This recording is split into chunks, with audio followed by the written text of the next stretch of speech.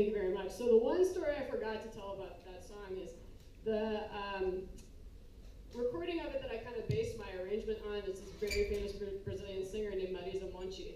And she's talking about the song, and she said, yeah, you know, I never thought I would sing it in public, you know. I always just sang it at home in the shower, like all Brazilian people. And I laugh every time I watch that video and hear her say it, because it's totally that kind of song.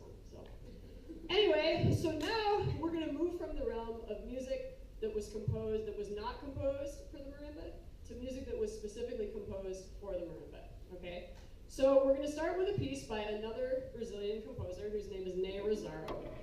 And he's probably best known for his concerto for marimba and orchestra. For those of you who don't know, concerto is where you've got the orchestra and then you have a solo instrument in the front. And even if you're not a classical music person, I would recommend checking out that concerto because it's like very James Bond, Mission Impossible kind of sounding. It's like very, you know, it's that kind of tune. The piece that we're going to play today is a little more jazzy in its influences.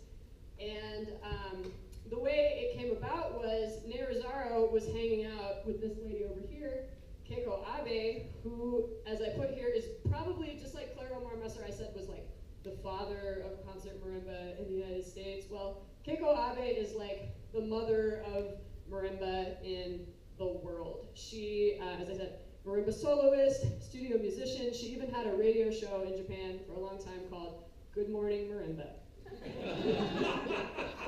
I know. It doesn't get much better than that.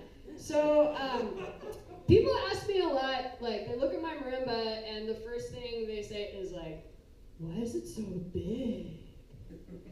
And the reason it's so big is because of Keiko Abe.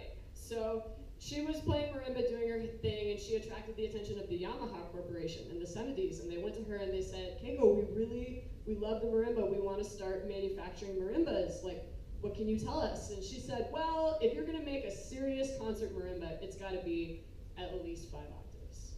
So that's the reason that it is the size that it is. So anyway, Rosauro was hanging out with Keiko Abe, and he read this poem that she wrote. And he was like, oh, this is a cool poem. And he started singing a little melody. And she said, hey, why don't you write a piece for marimba and soprano?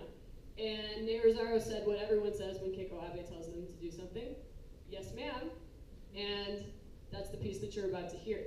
So when I was trying to think of like what to program on this concert, I was talking with my friend Hima Joshi, who is a soprano and who periodically does concerts on her own and also here at Francis Parker, and she sent me this piece, and I thought, hey, you know, that would be really, really hip. And I'm also really excited to get to feature another musician. I am very, very passionate about the idea that no matter what your job is, your day job in your life, you can still be a musician. If there are any kids here, I hope you're paying attention. You can do music forever, for the rest of your life. Adults, I hope you're paying attention too, because so can you, okay? So Hima Joshi, in addition to being a soprano, is our science department chair, and I just think a really, really inspiring person. So please, prepare to be inspired and put your hands together for Hima Joshi.